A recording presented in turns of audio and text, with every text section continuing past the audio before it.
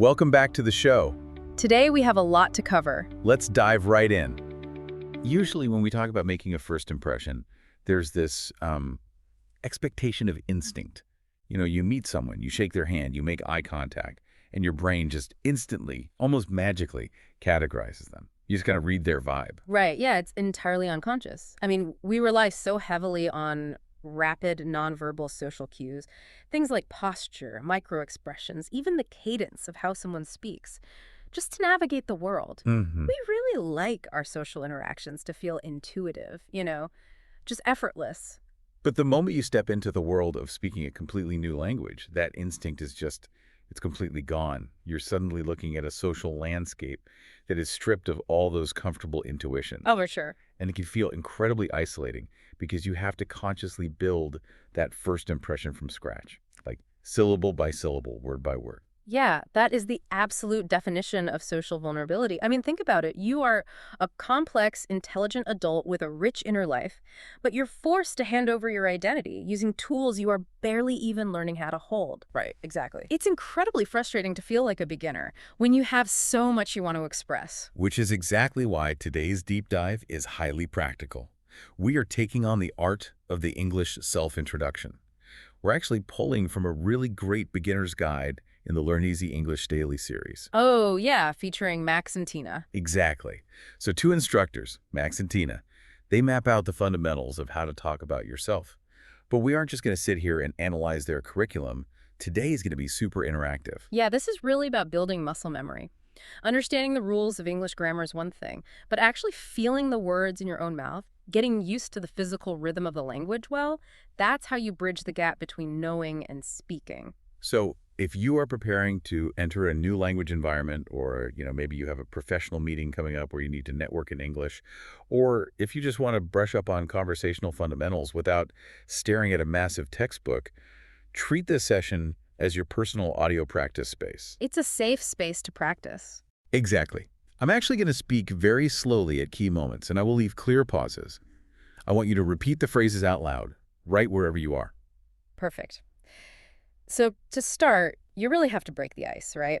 The foundational building blocks of introduction are always greetings, names, and origins. Just the absolute basics. Right. And if we look at how Max and Tina structure this, they start with the standard greeting loop.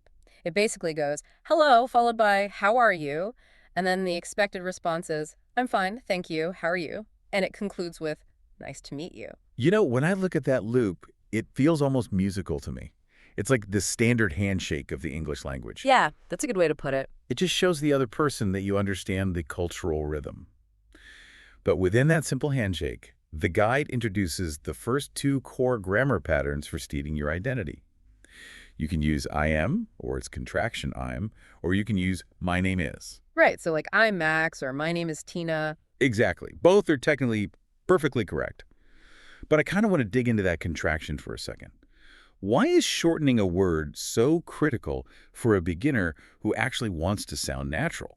Well, the psychology of sound actually plays a massive role here. When you say I am, you are fully enunciating two distinct words.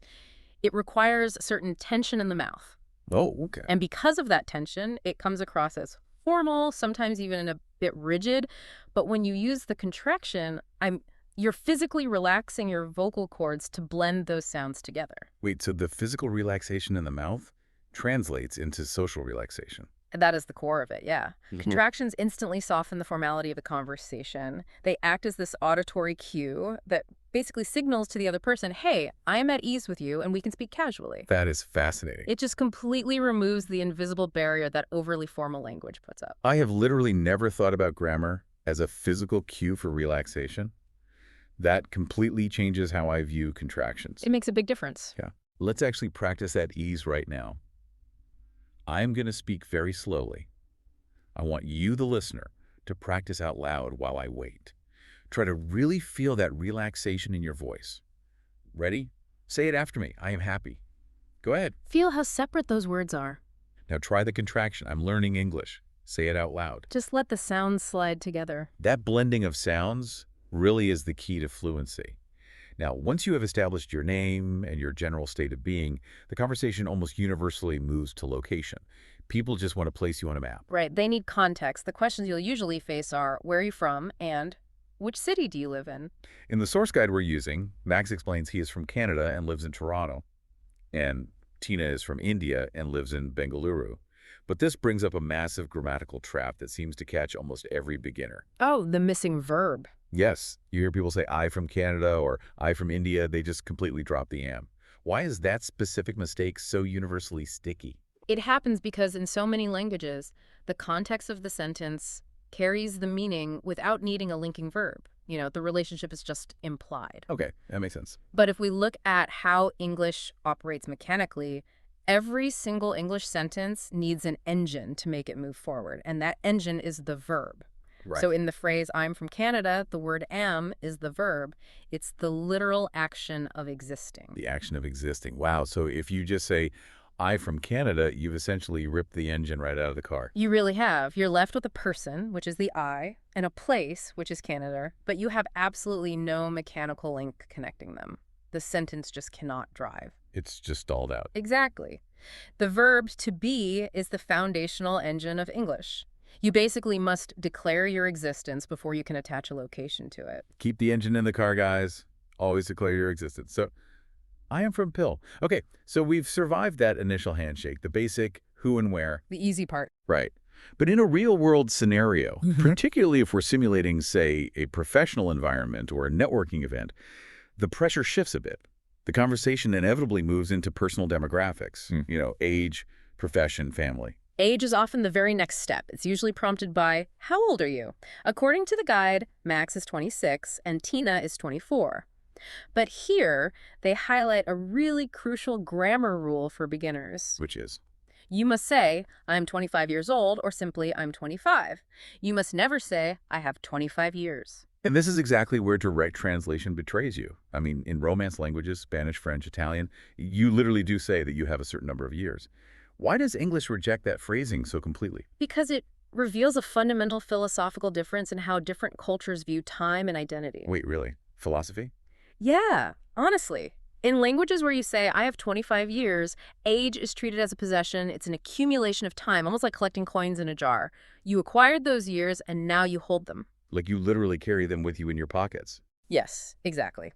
But English grammar views age as a state of being, not a possession. It is an identity statement.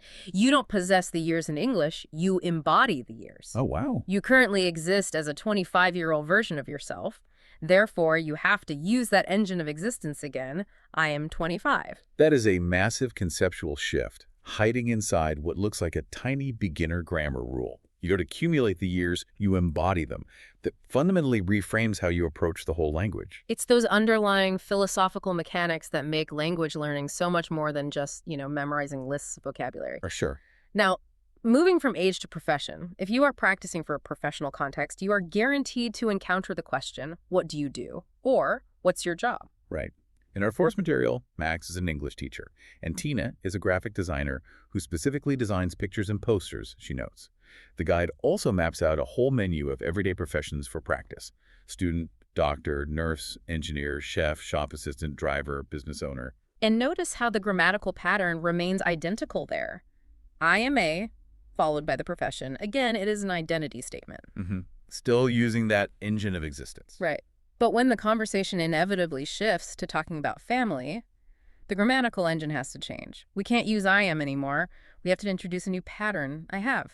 Right, because you don't embody your brother or sister, you possess a relationship with them. That distinction is critical. Let's look at the examples from Max and Tina. Max says he has one sister named Emma who is a university student. His parents are an engineer and a chef, and he actually adds a nice detail, noting that his mom cooks delicious food. Oh, that's sweet. Yeah. And Tina has one brother named Rahul who works in a bank, and her parents are a doctor and a teacher. You know, what stands out to me there isn't just the grammar switch, it's the added context. Max doesn't just say, I have a sister and a mom. He adds that his sister is a student and his mom cooks delicious food. It transitions a two-dimensional profile into a three-dimensional person. It gives you something to actually talk about. Exactly. So let's lock this pattern in for you, the listener. Let's simulate a quick professional introduction right now. I will prompt you, and I will speak slowly. I want you to try to answer out loud with your own actual information, just filling in the blanks. Ready? I'm a piece. Tell us your job. Embody that profession. Now, the next one, I have. Tell us about your family. Remember, you are possessing a relationship here. Good. If you can master using I am for your identity and your profession, and then effortlessly switch to I have for your relationships, you have successfully built a complete professional demographic profile. And honestly, that alone allows you to navigate the first 5 minutes of pretty much any networking event. But the first 5 minutes only get you so far, right? I mean, jobs and ages are just facts, and facts don't really tell me who you are as a human being. To actually build a real relationship, to make a friend out of a colleague, we have to transition into a casual social scenario. We need to talk about hobbies, favorites, and pets. Yeah, this is the big pivot from data exchange to genuine connection. The goal at any social gathering is to find common ground through shared interests. Shared interests naturally invite organic follow-up questions, which completely removes the pressure of feeling like you're being interrogated in an interview. And this introduces a brand new grammatical engine for us. Yeah. I like. The natural question is, what are your hobbies? Right. So the guide shows Max likes reading books, playing football, and listening to music. Tina loves painting, cooking, and watching movies. And the guide then lists all these other categories you can use: swimming, dancing, singing, drawing, gardening. Gives you a lot of options. It does. Yeah. But instead of just having you memorize the vocabulary, I'm more curious about the function of this specific phase of the conversation. Why are hobbies and favorites the universal currency of small talk? Basically because they act as a low-risk cultural bridge. Think about discussing favorite foods, for example. Max loved vegetable pizza. Tina loves pasta. The guide actually covers a really wide spectrum of everyday foods and colors. Yep, the basics. Sharing a favorite food is incredibly effective in Western English-speaking contexts because food is universal yet deeply personal. It allows the other person to immediately offer a shared experience or a point of curiosity, like, oh, you like pasta? Have you tried that new Italian place downtown? It hands the other person a very easy script to follow. You aren't forcing them to come up with some difficult, profound response. Exactly. And the exact same thing goes for pets. Max has a playful dog named Buddy. Tina has a quiet cat named Bella. Bringing up a pet is essentially a cheat code for social connection. A cheat code. Yeah, pets just disarm people. They immediately lower social guards. Even just stating that you don't have pets, or maybe that you have an unusual pet, like a turtle or a hamster, it just gives the conversation natural momentum. Okay, I totally agree with all the positive stuff. But there's a part of this source material that genuinely confused me when I read it. Right after teaching all these wonderful positive bridges for connection, the guide suddenly introduces the phrase, I don't like. Max doesn't like very spicy food. Tina doesn't like bitter vegetables. They bring up disliking cold weather, loud music, waking up late, and waiting in long lines. I have to ask, isn't teaching a beginner to express negative preferences a terrible way to make a first impression? I mean, you're basically teaching them to complain to a stranger. I get why you'd think that. It seems counterintuitive on the surface. But Yeah. if we analyze the actual social dynamics of casual gatherings, expressing mild, universally understood dislikes is actually a highly sophisticated way to build rapport. Wait, how does complaining build rapport? It is all about demonstrating low-stakes vulnerability. If you state that you just hate waiting in long lines or that you really don't enjoy waking up early in the cold, you are inviting the other person to agree with a shared human frustration. It creates an instant moment of solidarity. Like a, oh my gosh, me too kind of moment. Yes, exactly. It creates connection without crossing any controversial boundaries. You aren't discussing heavy politics or deeply personal trauma.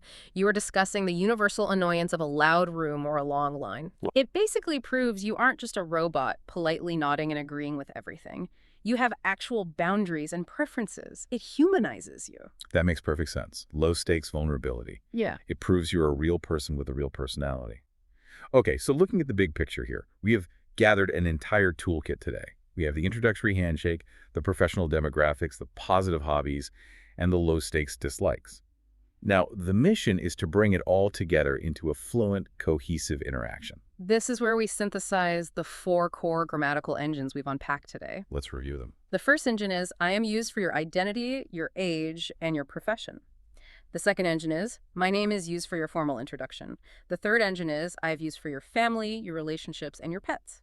And the fourth engine is I like used for your hobbies, your food, and your preferences. You know, when you lay it out like that, It honestly reminds me of learning musical scales on an instrument. When you just practice a C major scale over and over, it feels super mechanical and boring. But once you understand the underlying pattern of the scale, you realize you don't just know one song, you possess the tools to play almost anything. That is a great way to think about it. You can confidently talk about any aspect of yourself because you know exactly which grammatical engine to plug the new vocabulary into. That analogy holds up perfectly. The structure of the grammar doesn't limit you, it actually gives you the freedom to improvise. Once you internalize those four engines, the vocabulary is just decoration. So, it's time to improvise. For our listener, this is the master drill. I want you to imagine we have just bumped into each other at a local coffee shop, or maybe we're sitting next to each other before a big meeting begins. Set the scene. I am going to act as your friendly conversational partner. I'm going to ask you the 9 core questions from Max and Tina's guide.